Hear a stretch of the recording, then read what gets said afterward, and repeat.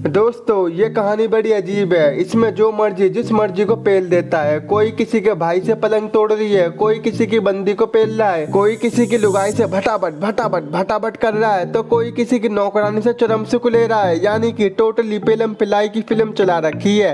तो चलिए थोड़ा मजा हम भी ले लेते हैं। कहानी की शुरुआत में हम एक मिनी बस को देखते हैं जिसमें एक से एक पेलम पिलाई के हीरो जा रहे होते हैं। उसी बस में हम एक जोवन नाम के नेवी को देखते हैं जो काला चश्मा लगा के काली गुफाओं से भटाभट करने की सोच रहा था। तभी जोवन की नजर खिड़की से बाहर जाती है जहां एक लौंडिया घोड़ी की तरह भग रही होती है। दरअसल कुछ गुंडे उसकी तितली लेने के पीछे पड़े थे। तभी जोवन तीसमार खान बन के उसकी मदद करने आता है, लेकिन जब तक उस लौंडिया ने उन गुंडों को धूल चटा दी थी और कहती है भोसड़ी के लौंडिया ठोक दूंगी तुम्हारी। ये देखकर जोवन कहता है वाह मेरी जान वाह, तूने तो हैंडपंप नचा दिए इनके। इस लौंडिया का नाम सैंटी होता है और जोवन को देखकर उसके आंडों की घंटियां बज जाती हैं। ओह यार ये क्या बोल दिया, सॉरी दिल की घंटियां बज जाती हैं। ये देखकर जोवन भी सोचता है यार क्या किस्मत है मेरी, अभी बस मैं गुफाओं के बारे में ही सोच रहा था और यहाँ मिल भी गई। तो सैंटी कहती है अगर तू मुझे अपनी नाव में लेके चलेगा तो मैं तुझे बम डिकी बम दे दूंगी और अंगूर से आम दुकान का गोदाम बनवा लूंगी।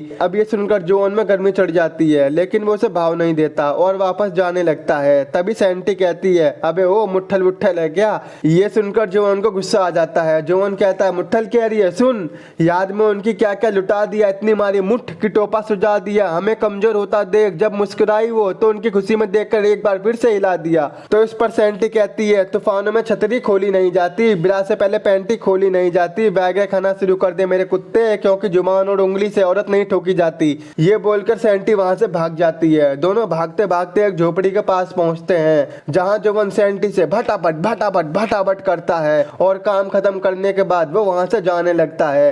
तो सैंटी कहती है मैं भी चलूंगी तेरे साथ। तो जोवन कहता है मैं तुझे अपने साथ नहीं ले जा सकता, मैं अपनी बीमार बहन से मिलने जा रहा हूँ। और जाते जाते जोवन उसे एक लॉकेट देकर जाता है जिससे सैंटी को पता नहीं कौन सी खुशी मिलती है, ये तो यही जानती होगी। अब हम मैरी नाम की एक नौकरानी को देखते हैं जो कि जोवन की बहन होती है और ये किस एंगल से बीमार है ये तो पता नहीं। ये तो धार उड़ाते उड़ाते अपने मालिक से घंटी बजवाना चाहती है और उसे हमेशा ऐसे धार उड़ाते हुए ताड़ती रहती थी। थोड़ी देर बाद जोवन अपनी बहन से मिलने आता है। वहीं मैरी गिली गिली करके उसके पास आती है और कहती है क्या हाल है लौंडे, ठीक है तू। लेकिन जोवन उसे इग्नोर करता है और जाते जाते उसे कुछ पैसे देता है और वहां से जाने लगता है। अब क्योंकि जोवन पूरे 3 साल बाद मैरी से मिलने आया था तो मैरी उसे रोककर चाय पानी के लिए पूछती है। इसके बाद ये दोनों पार्क में बैठकर मस्ती वाली बातें करने लगते हैं और जोवन इतनी मस्ती में खो जाता है कि उससे भटाभट करने के लिए पागल हो जाता है। मैरी कहती है ऐसा कुछ नहीं होगा, लेकिन जोवन हार कहाँ मानने वाला था। पहले तो मैरी उसे मना करती है, लेकिन बाद में भटाभट करते करते सुबह से शाम हो जाती है और छोटी छोटी मौसमियां आम बन जाती हैं। ये सब करके मैरी को बिल्कुल भी मजा नहीं आता और वो जोवन से कहती है तुम इस बारे में किसी को भी मत बताना। लेकिन जोवन को उसकी बातों से नहीं लातों से प्यार था। वो तो बस गुफाओं में घुसना चाहता था और फिर से भटाभट करता है। अगले दिन हम मैरी के मालिक डेविड को देखते हैं जो कि एक लौंडिया पटोली का हर जगह पीछा कर रहा था। यानी कि ये इसे बजाना चाहता है और इसका मुरब्बा चाटना चाहता है, लाल वाला नहीं सफेद वाला। वो हर जगह उसका पीछा कर रहा था, चर्च मार्केट कॉफी शॉप हर जगह उसे देखकर सोचता है दिल तो दिया है तुझे मगर एक शर्त लगाई है, लेनी है वो चीज जो तूने टांगों के बीच में छुपाई है। एहसान किसी का क्या लेना, हम तो मुठ पे गुजारा करते हैं, जब भी तेरी याद आती है उठ उठ के दोबारा करते हैं। ये बोलकर बेचारा थक हार कर अपने घर पर आता है। वहीं घर की सफाई करते वक्त मैरी को डेविड के साथ एक लड़की की फोटो मिलती है तो वो जल्दी से अपनी जेब में डाल लेती है। वहीं नहाने के बाद हमेशा डेविड को दूध चाहिए होता है, लेकिन आज उसे पूरे घर में कहीं भी मैरी नहीं दिखाई देती तो वो खुद ही किचन में दूध लेने चला जाता है जहां वो देखता है कि उसकी दादी दोपहर में होने वाली पार्टी की तैयारी में लगी होती हैं और आज की पार्टी में पटोली भी अपने पति जोसेफ के साथ आई थी। वहीं डेविड अपने फोन से पटोली की फोटो खींचने में लगा होता है। ये देखकर जोसेफ को बड़ा अजीब लगता है। वो पटोली से कहता है ये भोसड़ी का क्या कर रहा है। अरे जानू ये फोटो क्लिक कर रहा है, कोई बात नहीं। एक दिन मैरी डेविड के रूम में उसे जूस देने आती है। डेविड उसे पीकर बोलता है मैरी तू चड्डी नहीं पहनती क्या आजकल। ये सुनकर तो मैरी के होश ही उड़ जाते हैं। अबे यार इसे कैसे पता चल गया, कहीं ये मेरा गेम ना बजा दे। जब मैरी जा रही होती है तो डेविड कहता है मैरी मुझे सब पता है कि तू मुझे छुप छुप कर देखती है। तो मैरी कहती है नहीं सर ऐसी कोई बात नहीं है।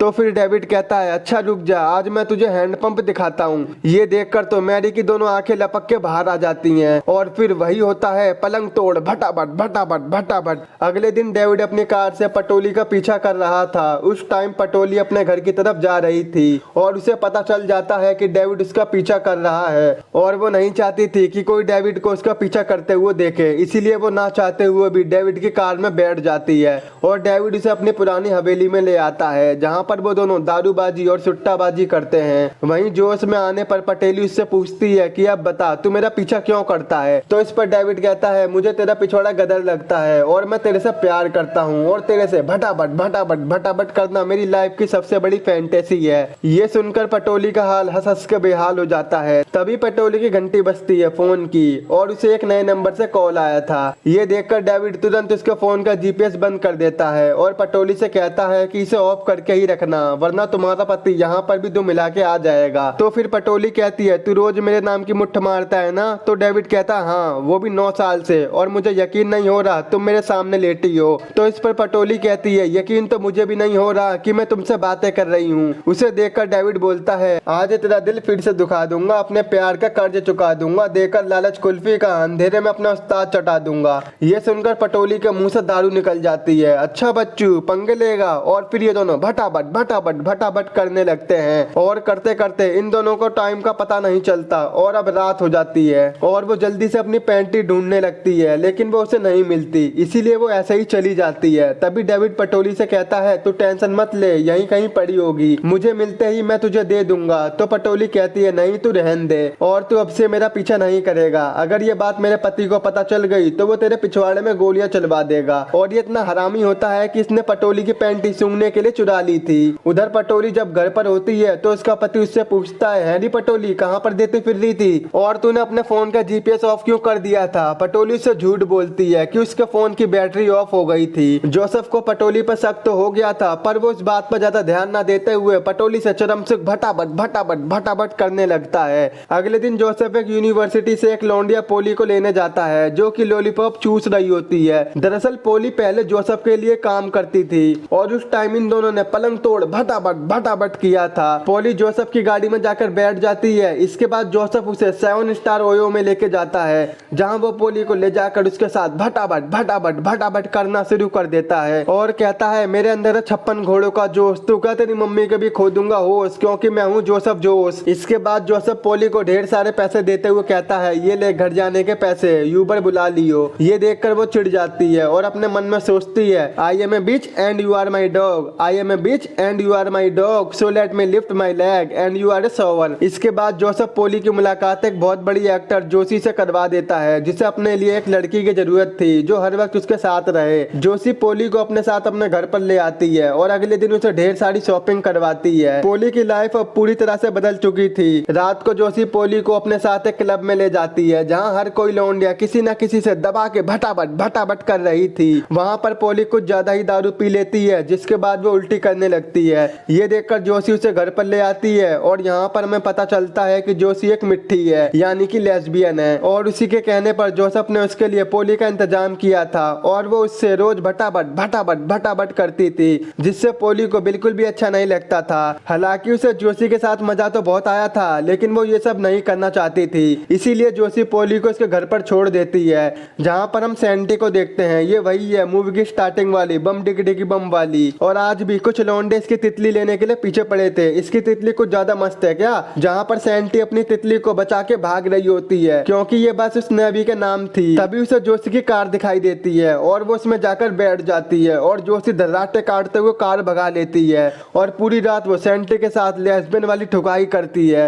और सुबह होते ही जोशी उसके पास कुछ पैसे रखकर चली जाती है, लेकिन तभी सैंटी वहाँ पर आ जाती है और जोशी को उसके पैसे लौटाकर बोलती है, कल रात को मुझे तुम्हारे साथ बहुत मजा आया और उस हिसाब से मुझे तुम्हें पैसे देने चाहिए, लेकिन अफसोस मेरे पास तुम्हें देने के लिए पैसे नहीं है। ये सुनकर जोशी उसे अपने साथ चलने को कहती है, लेकिन सैंटी उसे उसके साथ जाने से मना कर देती है, क्योंकि वो अभी भी जोवन के वापस आने का वेट कर रही थी। जोवन वही है जो हमें फिल्म के स्टार्टिंग में दिखा था। थोड़ी देर बाद जोवन भी फूलों का गुलदस्ता लेकर सैंटी के पास आता है और वो सैंटी को प्रपोज करता है, जिसे देखकर वो बहुत खुश होती है और वो दोनों भटाभट भटाभट भटाभट करने चले जाते हैं। और यहीं पर इस मूवी का एंड हो जाता है। तो कैसी लगी आपको ये मूवी, कमेंट करके जरूर बताना। और अगर ये मूवी देखनी है तो टेलीग्राम के चैनल पर ज्वाइन हो जाना, लिंक डिस्क्रिप्शन बॉक्स में है। अगर मुझसे बात करनी है तो मुझे इंस्टा पर फॉलो कर लेना और चैनल को सब्सक्राइब करके जरूर जाना। तो मिलते हैं ऐसी नेक्स्ट वीडियो में।